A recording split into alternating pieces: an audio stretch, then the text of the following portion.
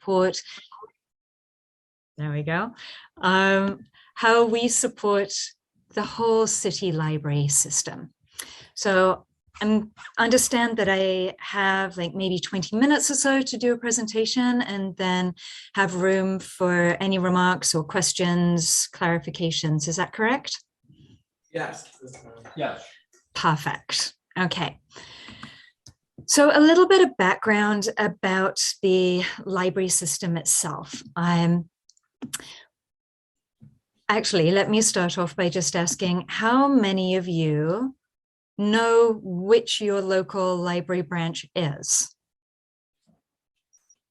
Oh, that's so great. Like from what I'm seeing, it looks like the vast majority of you do. Awesome. And I'm guessing by the name of your Rotary Club that a lot of you go to the Almaden Valley, maybe to Vineland, and also to Willow Glen, maybe to Rose Garden. Is that right? Is there anybody else who goes to a different branch? Nope, downtown. Yeah, I'm okay. Great. That's a library I'm familiar with. Yeah. So I'm okay. All right, fabulous. Yes, those are all great. Oh, sorry, I just moved down a slide.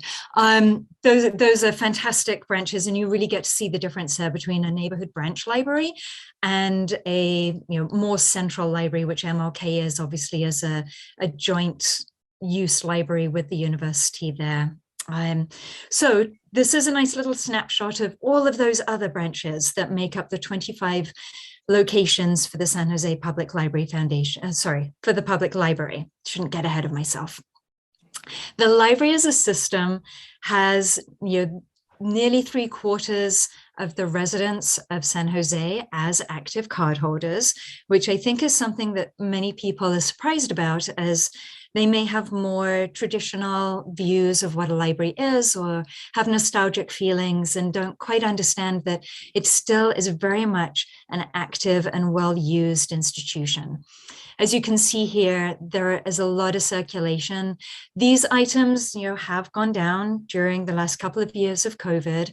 Obviously, we haven't been able to do as many programs, although a lot have been able to go over to online purposes, whether it's synchronously through Zoom like we're doing now, or it's asynchronously as here was a pre-recorded and you can listen to it on demand. But a lot of people took advantage of the express book pickup when all of the branches were closed. Now the branches are all back open, and so everybody can come in and browse the stacks and pick out those books that you just serendipitously find on the shelf when you were looking for something else. The Library Foundation, however, has been around, as I said, for 35 years now. Almost 100 years fewer than the library itself. But really, we were set up back in 1987 by a group of really passionate volunteers who understood that a great library system needed to have philanthropic resources to be able to augment the funding that comes from the general fund through the city itself. As you may know, the library is a city department in much the same way that Parks and Recreation or the fire or police. The Library Foundation, however, is entirely separate 501c3. We have our own board of directors, none of our staff are city employees. And that allows us to do work that the library cannot do in terms of advocacy. And it also allows us to take advantage of a nonprofit status in the way that the library as a city department can't do. In the last 35 years, we have been involved a lot in some of the ballot measures. Maybe you remember them and voted for them, that passed with very high margins of support. The last time it came in front onto the ballot to build out or renovate 14 branch libraries, which was what took the system to the 25 that it has now. And then here are some of the seals of approval so that you have complete confidence that we are a nonprofit that is doing good work and all of the donor monies that come into us is put to good use. So unlike many nonprofits which run their own programs directly, the library has a support network. There's us, the San Jose Public Library Foundation, and we support the entire system. So a lot of programs that happen at all of those locations, and we tend to have more of that city systemic approach to the work that needs to be done to support the community at large. We also work very closely with the Friends of the Libraries, and this is more of the local booster club for each branch. You know, you may be involved in your own one. These are fantastic, passionate volunteers who care deeply about their local community branch. And they're the ones who run the book sales and do some other more direct, low-level fundraising. And say we coordinate with them in terms of advocacy, in terms of helping them as volunteers. We can bring our paid staff professional expertise to help them out when necessary. And then we also work with the Library and Education Commission, which is city appointed. So there are currently, I think, 15 seats on the commission, 10 of which belong to each council representative. And then there are 5 at large for the more education voices to be able to come in. And again, we coordinate with them for advocacy purposes and do an annual report out so that they know exactly what the Library Foundation is doing in terms of fundraising. And we all want to make sure that we have the same message when we are looking to support the public library as a system. So back in 2018, the library put together this education and digital literacy strategy. And this is a simplified visual of this very complex approach. I'm sure you're all aware that the city does not have an education department. The county does. In many places, the county is the one who is responsible for managing the education K through 12 activities. San Jose is no different. However, San Jose is the largest city in the county, and so we feel it's really important for all of the institutions at the city level to have a voice and to have involvement in what is happening in all of the different school districts, the 19 different school districts and the parochial and any homeschooling that happens. And so what that meant is the library was tasked by the city council and mayor to come up with an overarching frame that all city departments can adopt. Each of these pillars, if you will, have their own quality standards. And over time, since 2018, they have each been adopted by City Council to be in place by all of the city departments. So the police, the fire, Parks and Rec, obviously, and the library all do a lot of public education. You may not know that children these days spend about 20% of their time in formalized education, which means they're learning 80% of the time through so many other ways. And the library is the single largest provider of out-of-school time education. And one of the things that's fantastic about it, among many, is that children and all people actually get to explore their own curiosities, whatever they're interested in. You can find out more about it at your local library.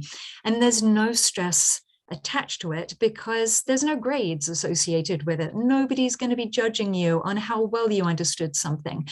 So it allows for a lot of education, self-motivated, self-directed education to happen, which, as we all know, if you're passionate about something, you're going to go to that extra length to learn about it and to want to share that passion and information with other people. So this is why the library is such the right institution to be able to lead the education and digital literacy work for the city. That's what the city is doing for the library. The Library Foundation, as I said, it's a separate organization. We don't have the capacity or resources to be able to support everything that the library does. And so we do a lot. And we do try and align ourselves with that education and digital literacy initiative. So here's a snapshot of some of the programs that we've supported in the last year to 18 months. And these really span the gamut from early education, from 0 to 5, working with the parents, the caregivers, nannies, and then also with the children, obviously directly, to help them be prepared for success as they go into kindergarten. We also have work programs specifically for grade level children, whether that be homework help, more traditional, go to the library after school and just get your homework assignments done, providing a safe place for children and youth to be after school if they can't go home, or if the home is so full of other people and activities that they don't have space to do their own homework, through to high school, community college, early adult work for that college and career preparation, exploration, and then a lot of adult programming as well, whether that be adult literacy, learning English for the first time as a new immigrant, or learning how to read and write as a native English speaker who just never learnt that skill earlier in life. And then there's a lot of workforce development activities that happen as well. I'm just going to give you a moment to read some of the quotes that are going to be coming up in the next few slides. And for those of you who are together in the room, is your slide, is the presentation screen large enough that you can read the quotes, or would you like me to read them out for you? We can read them. No. We can read them. You can see them. Great. Then I'll let you read them. And look at these amazing pictures. As you can tell by the masks, these were taken recently, and about 3 of them are taken at the Martin Luther King Library, newly renovated children's room in the early education space, which is just to the right as you enter that main room. And then a couple of the others are taken out at branch libraries for these We Explore play spaces. As you know, for early education, as much as pre-literacy and pre-numeracy is important, it's also that learning time, and for children to be able to build their gross motor skills, to develop their social interaction skills, and just become comfortable being around other people, learning that lifelong ability to share and make space for other people. And so the early education programs that are run through the library, they serve both the children directly with story times in a slew of different ways, including inclusive story times, which means that sometimes the librarians teach them using American Sign Language, or there are different ways of doing story times for those who have sensory deficits, or are on the autistic spectrum. So there's a whole slew of different story times to be inclusive, including other languages, of course, around the city. And then K through 12 education. This is where a lot of the library's programs for elementary, middle, and high schoolers come in. We have 3 quotes here from 3 different programs that we support.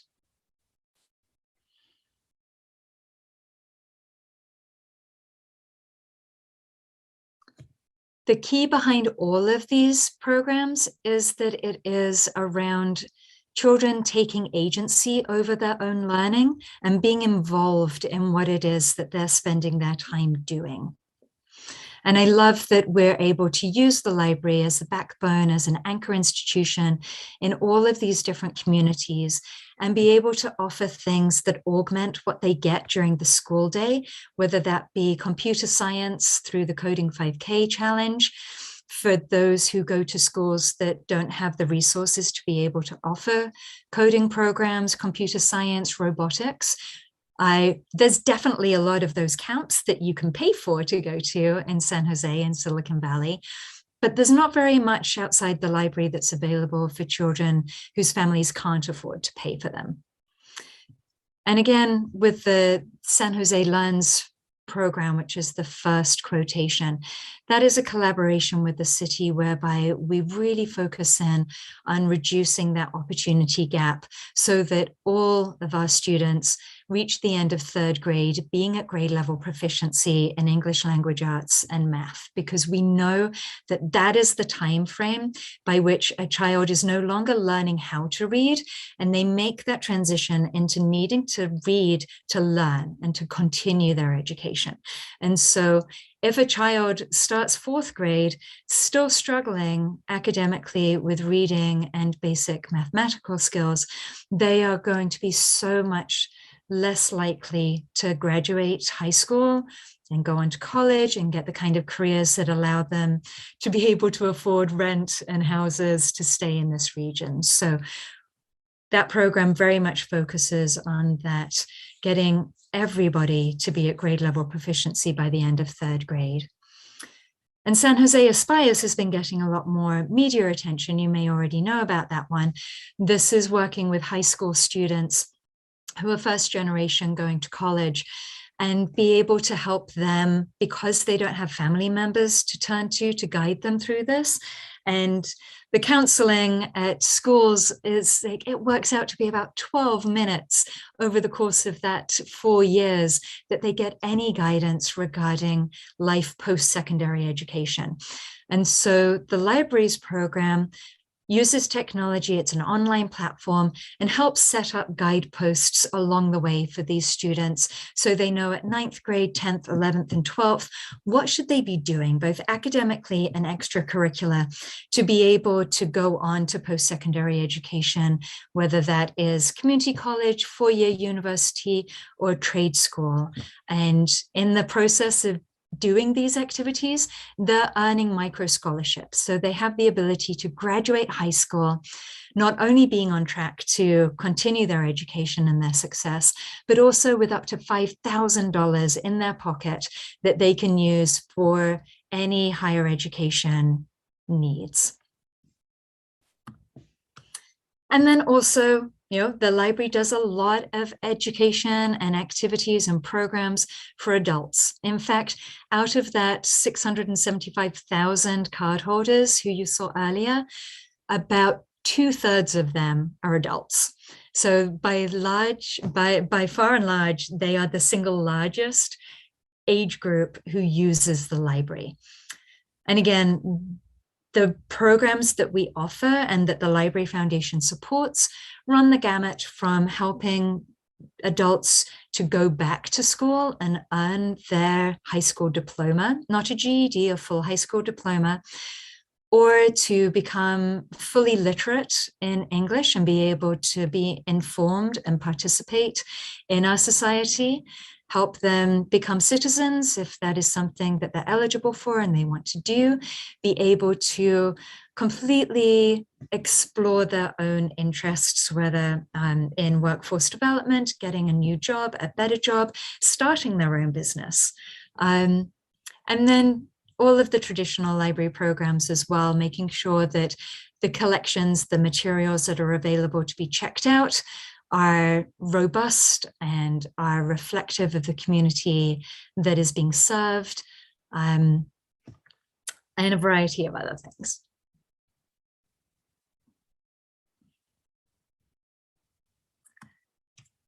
So you may be wondering, where does the Library Foundation come in and how much does it raise vis-a-vis the library itself? So the library as a city department has a budget of around about $50 million. So we have been growing, as I mentioned.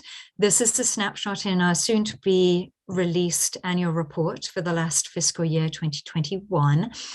And we had a fantastic year. We came in at just over $8 million that was raised, which is the most we have ever raised in the whole 35 years of the Library Foundation's operations. we hope that will continue.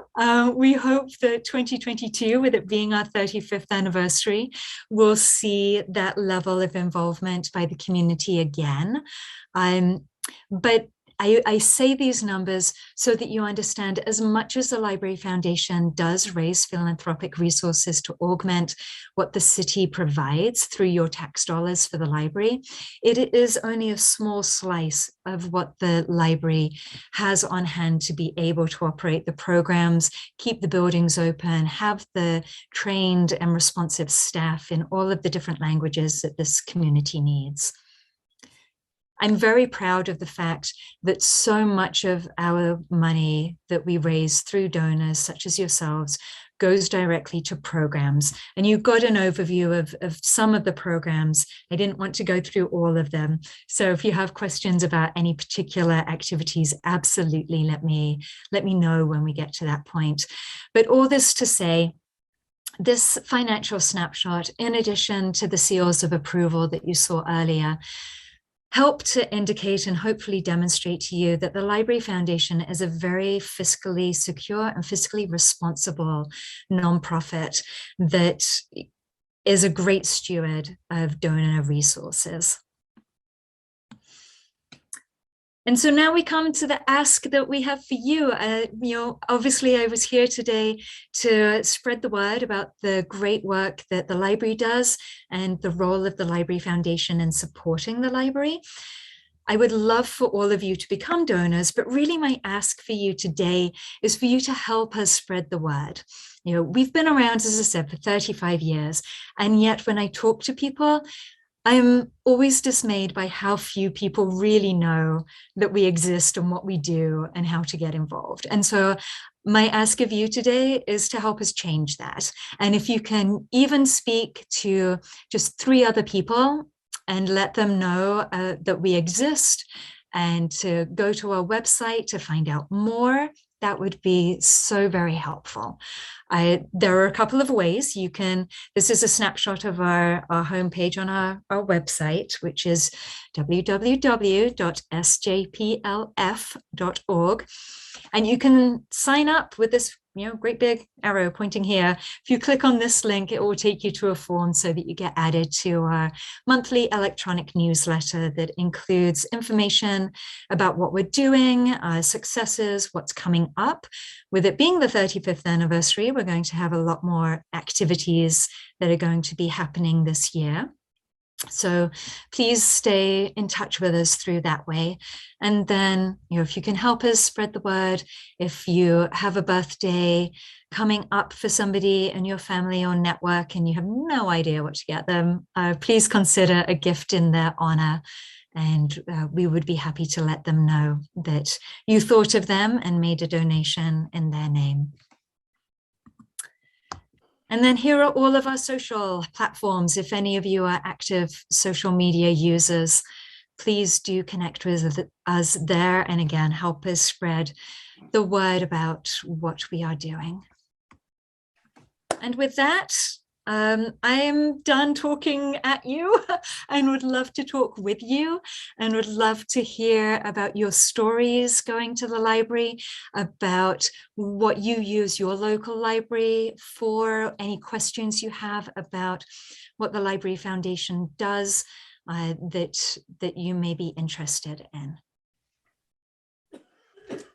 Thank you. Now is our question and answer period. Anybody have any questions? I do. Wendy Mariani, go ahead.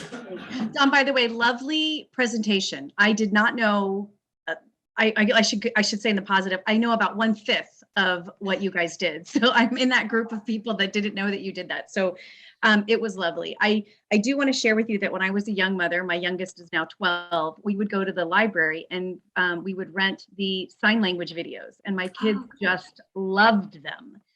That as well as the, like the kid version of how it's made. So I remember those very vividly. It was great. Story time was fabulous. And it's a great place to go for a young mother. No idea you did all the other stuff for adults. I also like the fact that I'm not sure if it's still available, but rental space, if there's, let's say, someone wants to teach a class, you guys can rent space, which I thought was really great.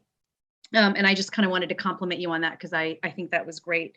Oh, and I love the summer reading programs. It really engaged my kids at the Good. younger level. But now that they're middle schoolers and high schoolers, I was curious, and here's my question.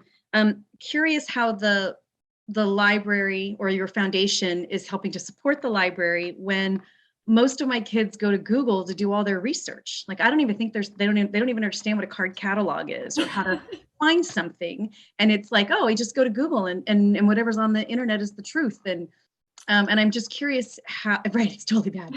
And so I was just curious how the library or foundation in supporting the library is working with schools to encourage, people to get in there and how you pivot to support that. Absolutely. Thank you for those kind words, Wendy. And so glad to hear that you were using it, from a young age. That absolutely sets the stage for your children to have those great memories that they can come back to. Before I answer your question, I was remiss in not introducing two staff members who are here with me today. And so I'd like to take a brief moment to do that. So Kendra O'Donoghue is here as our newest staff member and is in charge of institutional giving. Kendra, do you want to say a word? Sure. Thank you, Dawn. And hi, everyone. Kendra O'Donoghue. I recently joined the team. Wendy, like you, I kind of grew up in libraries. My mom's a librarian. Card catalogs, though, because she worked in the library, I had to actually help her like reorganize them and Boolean searches. If she had her way, I would probably still be searching for things that way and not Googling them. So great question. I'm actually like so excited to hear Dawn answer this after you asked this. Like, oh my gosh, I can't wait for Dawn to answer this. Anyways, thank you so much for having us. And again, thank you. And I'll pass it over to Jody to intro herself. Hi, everyone. Yes, I'll just reiterate what both Dawn and Kendra said. Thank you so much for having us. And thank you to Brian for coordinating back and forth with me to make today happen. I am so appreciative. But I am the corporate partnerships manager. So I work on Kendra's team for institutional giving. So my role is really that bridge connector between our associations like yourself and our corporate partners or foundations and getting you guys involved with the library. Some of my role also is working with employees for partners that donate to us and getting them engaged and just seeing, how we get, like Dawn asked, more people to know about who we are and what we do and how we can get you, the community, involved. So happy to be here. Just big thanks again. Great, thank you for that. And so to answer your question, we do it we build relationships with the students in a number of different ways. In the last 3 years, the library has been working with each of the 19 school districts in San Jose to issue a joint school library card. And so what that means is that there are now, I think, 70,000 students who have a library card that is linked to their school ID card. So that they, kids just need one thing. Now they don't need multiple things. And teachers know that they can go in and they can reserve a class set of a particular title and that it will be available there for their students to be able to check out. Librarians also have always done class visits, right? Gone to the schools and talked about what's available, as well as had schools come in to them and do a site visit and go through. For the older groups, and we've been able to do this online still in the last 18 months, we do virtual tours, obviously, but the older ages is spent a lot of time going through, what is digital literacy? Don't use Google as your source of truth. Make sure that you have multiple sources to be able to know that, yes, this is something that is more likely to be truthful because multiple respected, validated sources are saying similar things.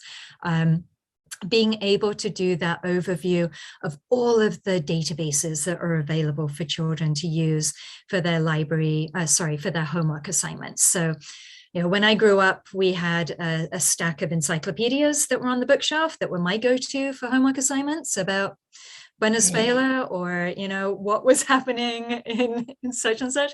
And now it's like we've got all of that electronically, and there's so many more databases that students can use, including one that I'm just going to highlight for the parents in the room.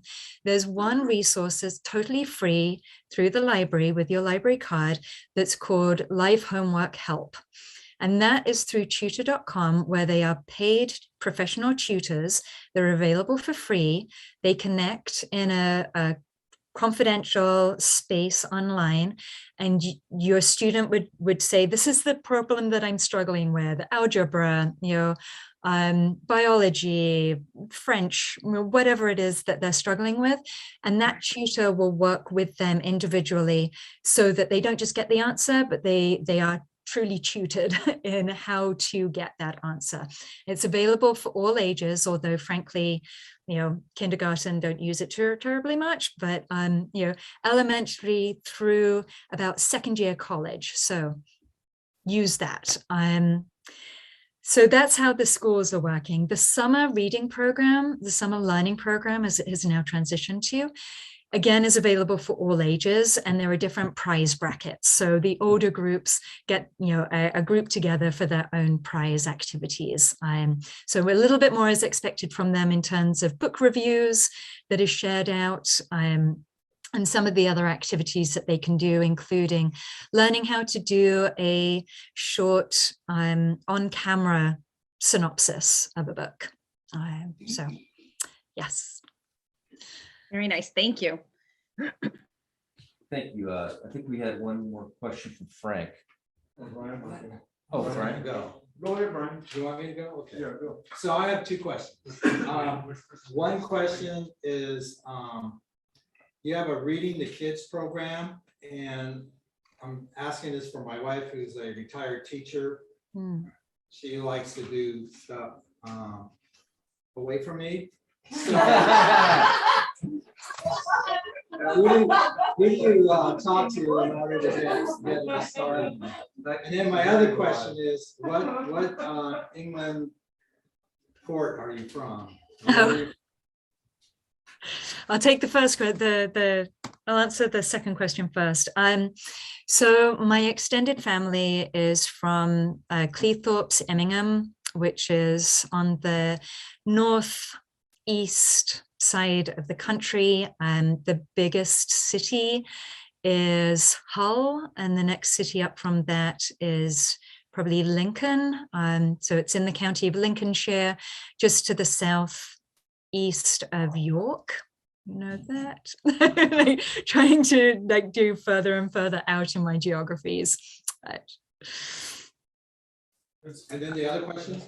Yeah, so reading to children, yes, it's always been a core part of what the library does. And frankly, I know of few, if any, other places where you have that multi-generational intersection, where you can have an adult who is essentially a stranger come in, and you're very comfortable for them to read to your child, and this is considered great. And I think, I don't know if you're aware of the developmental assets. There's 40 of them that, it's like, let's help children have more of these so that they are supported as they become great adults.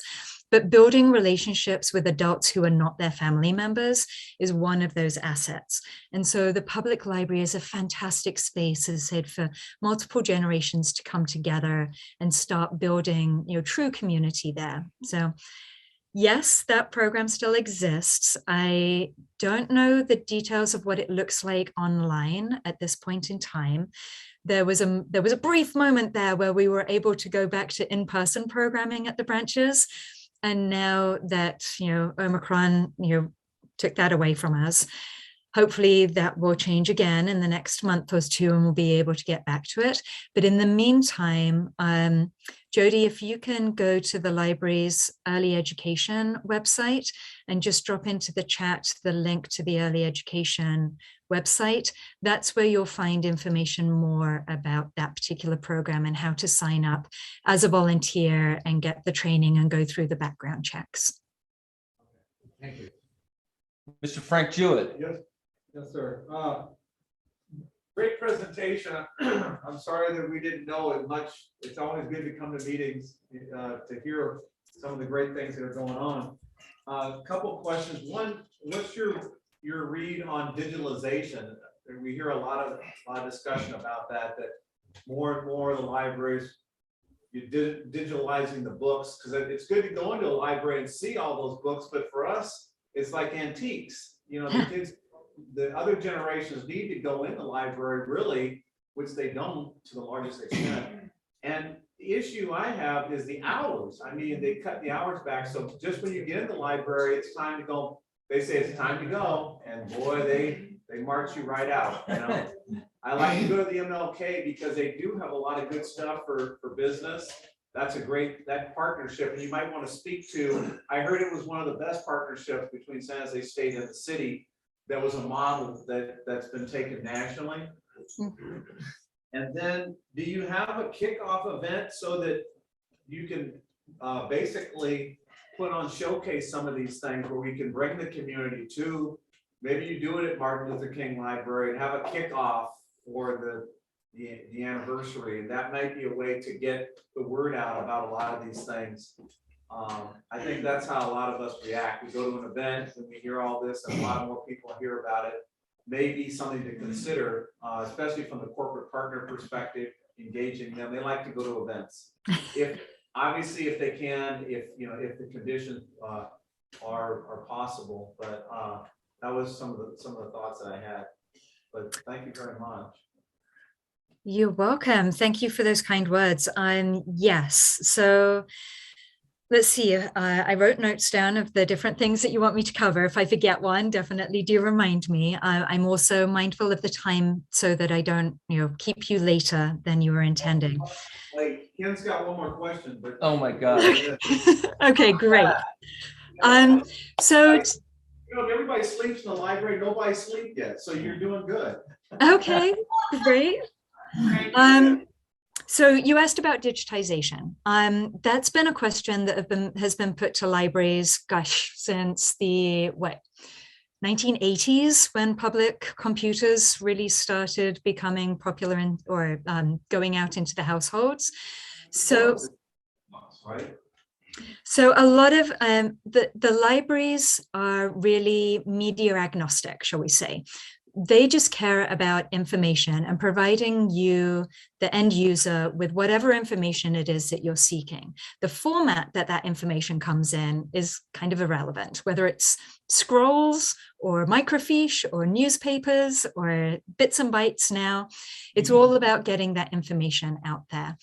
The libraries were and still are one of the key institutions that has been teaching people, especially from low-income families, how to use computers so that they, as much as a digital divide still exists, San Jose, even though it's the heart of Silicon Valley, is struggles with this as much as any other community. It's called the capital of Silicon Valley. Sunnyvale wants to be the heart of Silicon Valley. While it's still an official tagline for us, I think perhaps we have a little bit more of an obligation to reducing that divide. And so the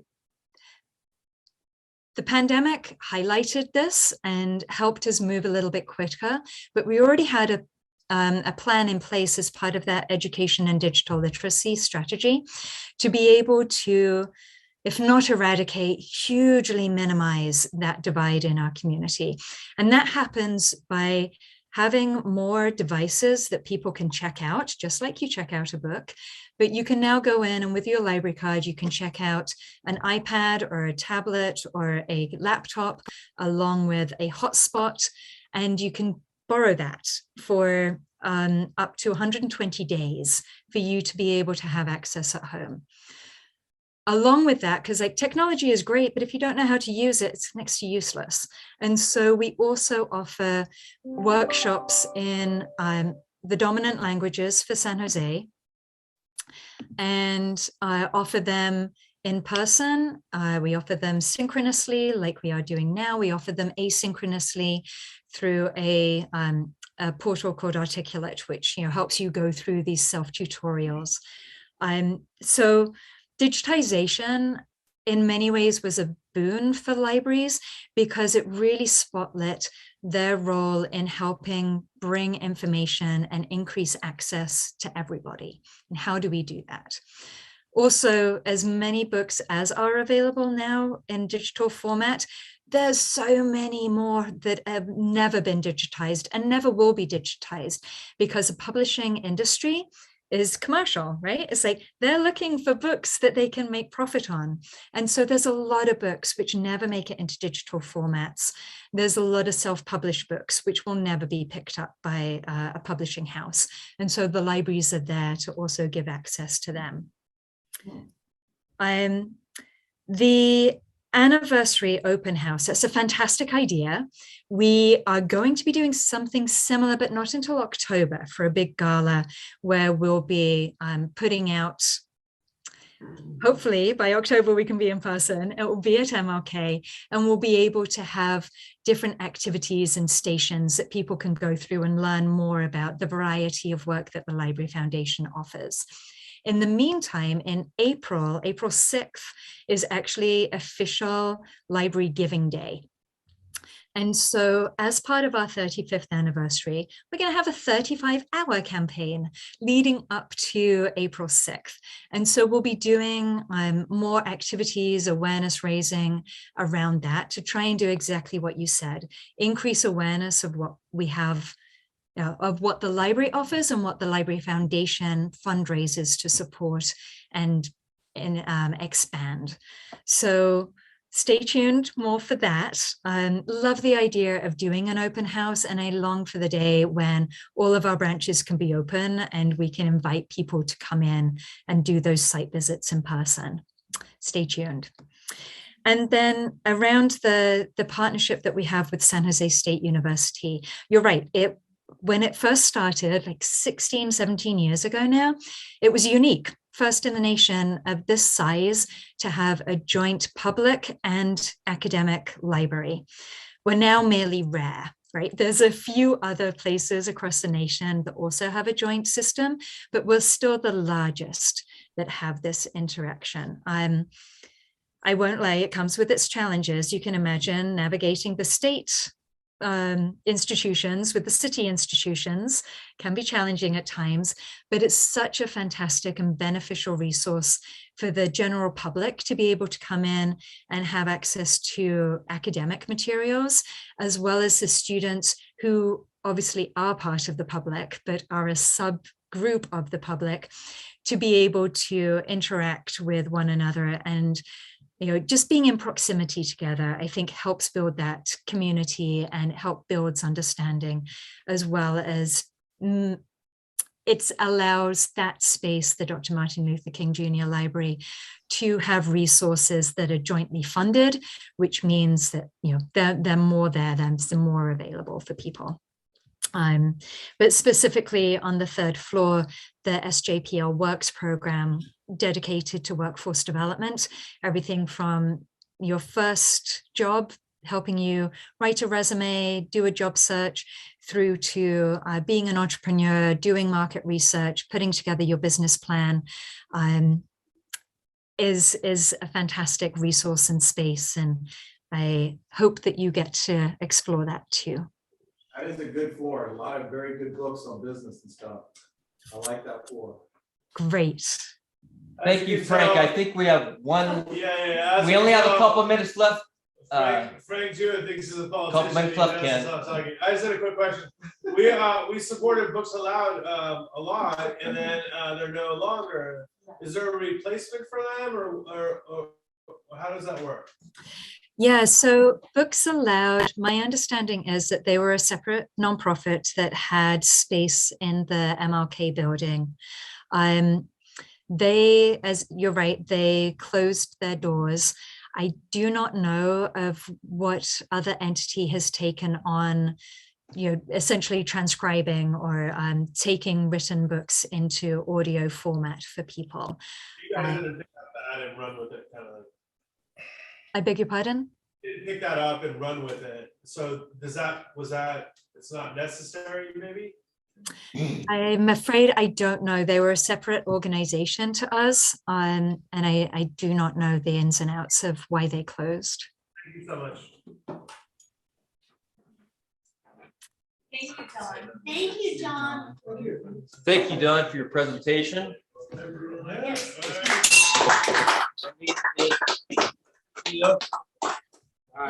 on time. Bye. Thank you so Very much. welcome. Thank you. Please do stay in touch with us, and I hope to see you all soon. Yes. Thank Bye. you. Bye-bye. Thank you, Thank you. everybody. Bye. I forgot to tell you guys. Bye, about- Wendy. About Jerry Gibson. I happened to see Joyce, his wife, walking down the I will. neighborhood, and she said that Jerry is, he's cancer-free after he's all done Yay, with the praise the radi- Lord. with That's the amazing news. chemo, but now he has to do radiation. Oh, my God. So, That's he's, not bad, that's much easier. yeah, much easier. Yeah, since you've gone through it. How many times? I know. But Well, the some problem he's experience. having is, I That's guess, funny. eating and having the food stick.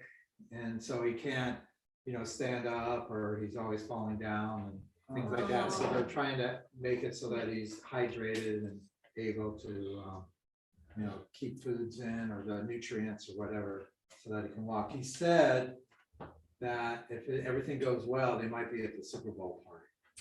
Oh, that sounds Awesome. awesome. And then they said they're gonna go to Maui too, so. Good.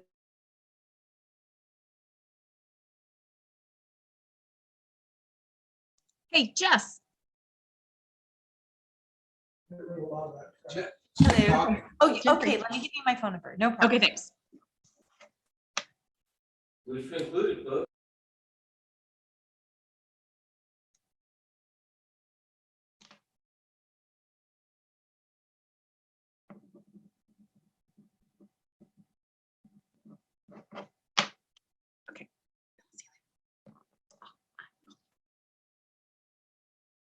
So we're done, right? We can go? Hey, Wendy, you're free. Okay, bye. We'll chat soon. Thank you, Wendy. Bye-bye. Bye. That was a